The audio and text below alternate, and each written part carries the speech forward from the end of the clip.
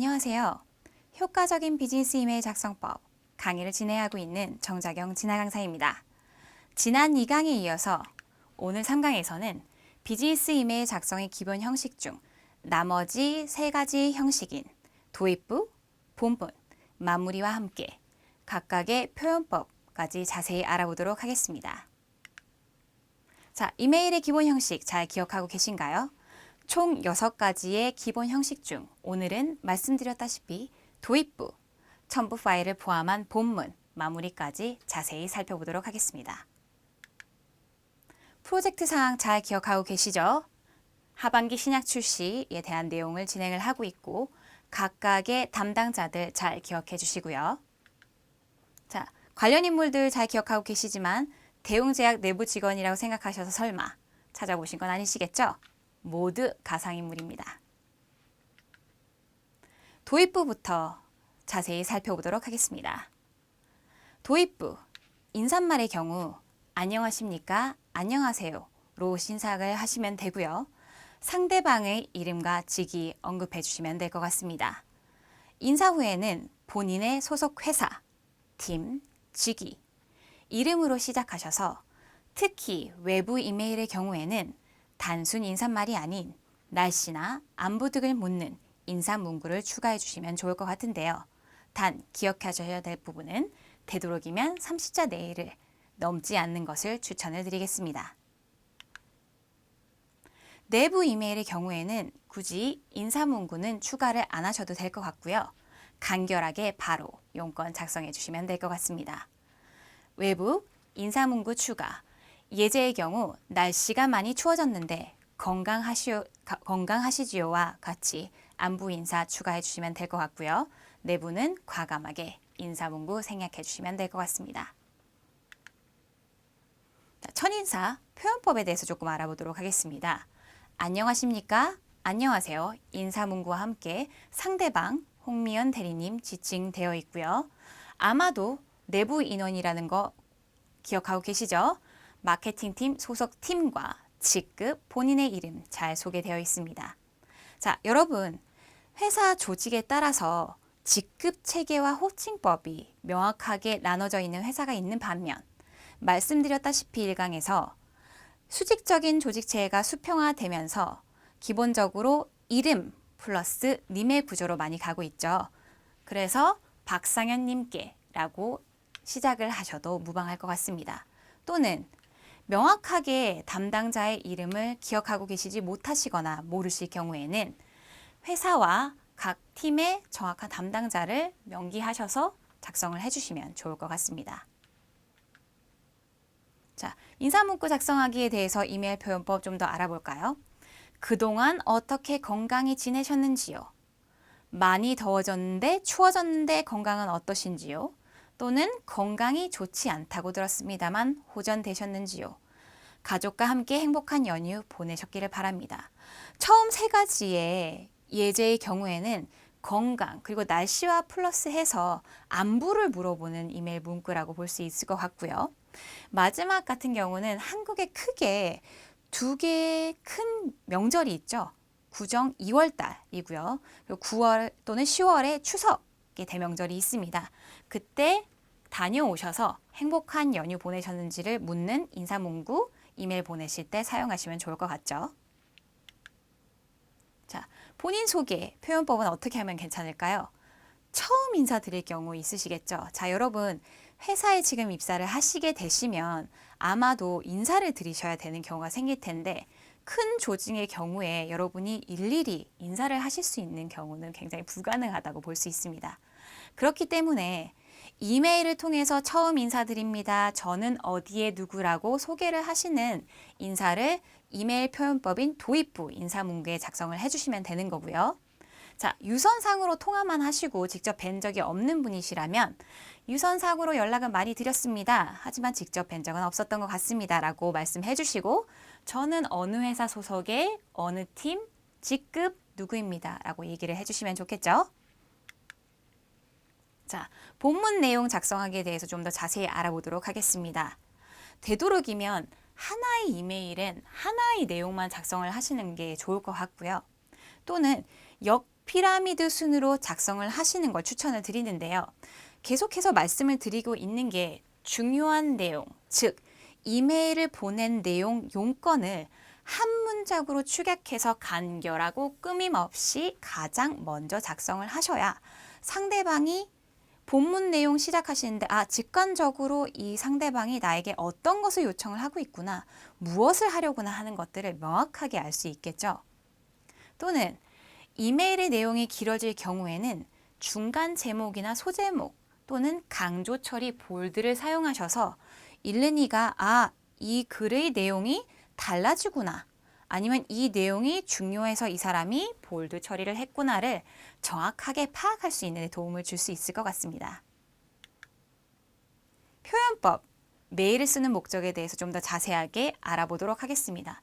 자, 보시면 프로모션 계획안 보고 드립니다에 대한 목적 명확하게 나와 있죠. 기자회견 일정 공지, 이 부분도 목적에 대해서 명확하게 공지라는 점 제시하고 있고요. 최대한 빠른 시간에 기획안 제출 요청, 마찬가지로 요청드리는 부분에 대한 목적 명확하게 명기되어 있습니다. 또는 최대한 금주 내에 회의 주제를 공유해 주시면 감사드리겠습니다. 공유 부탁드리는 정확한 목적 나와 있고요. 차주 예정되어 있는 회의 장소 추천, 이렇게 메일을 쓰는 목적 명확하게 나와 있습니다. 파일 첨부하기에 대해서 자세히 좀 알아볼까요? 여러분, 메일의 내용에 모든 여러분이 작성하시고자 하는 부분을 포함할 수는 없는 경우가 다수 있으시게 될 텐데요. 그럴 경우에는 꼭 이메일 내용에 포함하시지 않으시더라도 파일 첨부라는 형태로 여러분이 이메일을 작성하실 수 있으실 텐데요. 그럴 경우에는 되도록이면 꼭 필요한 파일만 간결하게 첨부를 하시는 게 좋을 것 같습니다. 하지만 저는 내용 공유할 게 너무 많아서요. 5장 이상의 첨부 파일이 들어갈 경우에는 압축해서 발송을 하시는 게 상대방에게 불편함을 좀 더 축소해 주실 수 있겠죠. 왜냐하면 용량이 아무래도 커지게 되면 상대방의 이메일 용량에 따라서 이메일이 반송되는 경우가 생길 수도 있을 텐데요. 그런 부분을 좀 방지하기 위해서 압축을 해서 발송을 드려라 말씀을 드리고 싶습니다. 또한 중요한 내용이나 용량이 큰 경우에는 다운로드 기한이 없는 서비스 이용 강력히 추천드립니다. 첨부 파일 보내기에 대한 표현법 좀 알아보도록 하겠습니다. 자, 어떤 계획 관련 내용 파일 첨부 드립니다. 명확하게 어떤 파일 첨부 드린다고 말씀드리고 있죠. 그리고 첨부된 자료의 리스트를 정리하여 드린다. 참고 부탁드립니다. 말씀드리고 있고요. 자, 여러분들 첨부 파일이 많아질 경우에는 그냥 첨부 파일만 밑에 쭉 붙여서 보내버리시면 어떤 파일이 어떻게 포함되어 있는지를 직관적으로 보실 수 없기 때문에 이메일 본문 내용에 첨부 파일이 어떤 부분이 들어가 있습니다를 1, 2, 3, 4 숫자로 리스팅을 하셔서 명기를 해주시면 상대방이 이 내용이 들어가 있구나, 이 내용은 나한테 중요한 내용이지, 이 내용은 공유를 해야겠구나 명확하게 알 수 있겠죠. 자, 또한 첨부 파일은 어떤 포맷으로 되어 있습니다. 또는 파일 오픈이 어려우시면 알려주십시오. 또는 파일체 첨부해 드립니다와 같이 첨부 파일 보내기의 표현법은 참고해 주시면 좋을 것 같습니다. 자, 요청하기 부분 표현법도 추가적으로 한번 알아볼까요? 회견 일정에 첨부 파일 보내줄 수 있으신가요? 라고 요청을 드리고 있는 부분이고요. 또 첨부 파일에 대해서 보내주시면 감사드리겠다라고 말씀드리고 있는 거고, 어떤 포맷으로 좀 보내달라고 요청을 드리고 있고요. 그리고 파일이 아마도 오류가 났었던 것 같죠? 파일을 다시 첨부해 주시겠습니까? 라고 말씀을 드리고 있는 거고, 혹시 첨부 파일을 보내드립니다 라고 말씀을 드렸는데 누락되시진 않으셨는지요? 라고 하시면서 제 요청 드리고 있는 예시문이라고 보시면 되겠습니다. 파일이 열리지 않을 경우도 종종 생길 텐데요. 첨부 파일을 열 수 없었다, 열리지 않았다, 첨부 파일이 어떤 이유에서 다운로드 할 수 없었는지 또는 손상이 되었었는지를 상대방에게 명확히 알려주시면 어떤 부분을 보완해서 보내야 될지 상대방이 명확히 알 수 있는 부분이 되겠습니다. 자, 마무리, 끝맺음 하기에 대한 내용 좀 더 자세히 알아보도록 하겠습니다. 자, 여러분 내용 마무리 후에는 내용이 끝났다는 것을 알리는 의미로 끝까지 봐주셔서 감사하다는 의미로 마무리 지어주시면 좋을 것 같은데요. 도입부처럼 인사문구 물론 추가 가능합니다. 대신에 질문 형태보다는 건강 빨리 호전되셨으면 좋겠습니다 라는 형식으로 평서문 형태로 마무리를 지어주시면 좋겠죠. 또는 마무리 인사 감사합니다 인사문구 다음에 추가해 주시는 거가 보편적일 거고요. 주의해야 할 점이 단 하나 있는데요. 수고하세요, 수고하십시오 라는 말은 여러분이 일상적으로 굉장히 많이 들으실 수 있으실 표현일 텐데요. 문제는 하대하는 표현으로 무례하게 비춰질 수 있는 표현법이라는 겁니다. 그렇기 때문에 권장하지 않는다고 말씀드릴 수 있겠네요. 자, 표현법 좀 더 자세하게 알아볼까요? 자, 어떻게 도움이 필요하시면 연락 주십시오. 도와드릴 일 있으면 말씀하여 주십시오. 문의사항이 있으시면 편하게 저에게 연락 주시기 바랍니다. 여러분 혹시 1강의 내용 좀 기억하고 계신가요?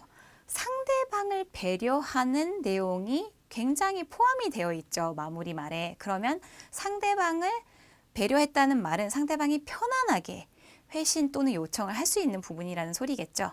자, 이 부분도 참고해 주시면 좋을 것 같습니다. 물론 다른 표현법도 있죠. 도움 주셔서 감사드립니다. 언제까지 답장 부탁드립니다. 라는 표현으로도 마무리 지어주셔도 좋을 것 같습니다. 자, 여러분 현재까지 저희 마무리 부분에 대해서 다양하게 배워봤는데요. 그 부분에 더해서 사과 또는 감사, 부재시에 대한 이메일에 대한 표현법도 간략하게 제가 좀 소개를 드리고자 합니다.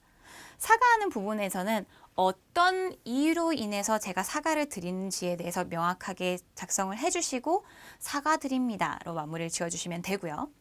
감사드리는 부분도 이유 작성해 주시고 감사드립니다 작성을 해주시면 될 것 같고요. 부재시 자동 발송 이메일 표현에 대해서는 여러분 어떻게 보면 굳이 제가 부재인데 이런 것까지 알려드려야 되나요? 라고 생각하실 수도 있으시겠지만 상대방에게 제가 언제까지 어떤 이유로 인해서 업무 부재라는 거를 직관적으로 알려주시면 상대방이 언제까지 이 사람이 부재이기 때문에 내가 언제 연락을 드리면 이 사람하고 통화를 할 수 있겠구나 명확하게 알 수 있는 부분이겠죠. 이 부분은 상대방을 또 배려하는 부분이라고 보실 수 있기 때문에 좀 잘 사용하시면 효과적인 이메일 커뮤니케이션 가능하실 것 같습니다. 자, 여러분들 이때까지 배웠던 내용을 바탕으로 해서 이메일의 기본 형식 작성 예시, 특히나 외부 부분에 대해서 정리를 해보자면 지난 시간에 제가 정리를 이미 해드렸었죠. 수신인 설정 부분과 제목, 외부라는 점은 여기서 명확하게 보이실 수 있죠. 대웅제약이라고 써 있으니까요. 자, 그리고 해당 내용, 본문부에서 조금 이따가 다시 한번 하이라이트 해드리겠지만 간략하게 제목 부분으로 요청권이라는 부분 잘 정리되어 있는 거고요. 서명은 이미 말씀드렸다시피 이름과 소속팀, 회사, 그리고 주소 정확하게 되어 있다라고 2강에서 말씀드렸었습니다. 오늘 배웠던 내용을 바탕으로 해서 도입부 먼저 보시면 인사문구, 그리고 상대방을 지칭하는 이름과 직급, 그리고 본인 회사 소속과 팀, 그리고 직급과 이름 잘 명기되어 있죠. 그리고 어떤 프로모션 관련 뭐를 요청을 드린다는 거 명확하게 잘 정리되어 있습니다. 더불어 본문 내용에서 보시면 첨부 파일 저희가 같이 포함된다고 말씀드렸었죠. 자, 한 가지 이상 또는 여러 가지의 내용이 포함되어 있기 때문에 1번 어떤 계획에 대한 내용 포함되어 있고요. 2번 협조 요청 사항에 대해서 첨부가 되어 있습니다라고 명확하게 작성이 되어 있습니다. 자, 마무리로서 해당 일정에 맞추도록 하겠사오니 금주 목요일 내에 해신 부탁드립니다. 자, 볼드와 그리고 밑줄 처리되어 있는 부분은 제가 언제까지 회신 요청드리라는 부분 명확하게 작성이 되어 있는 부분이겠죠. 그리고 마무리로 감사합니다와 본인 이름까지 잘 작성되어 있는 완벽한 기본 형식의 작성 예시라고 볼 수 있겠습니다. 자, 여러분 2강과 3강에 걸쳐서 비즈니스 이메일 기본 형식과 함께 자세한 각각 부분에 대한 표현법을 알아보았는데요. 잘 이해가 되셨나요? 자, 4강에서는 이러한 내용을 바탕으로 해서 잘 작성된 이메일과 잘못 작성된 이메일의 예시를 좀 더 자세히 알아보면서 이메일을 작성하실 때 주의사항과 주요 팁까지 함께 알아보도록 하겠습니다.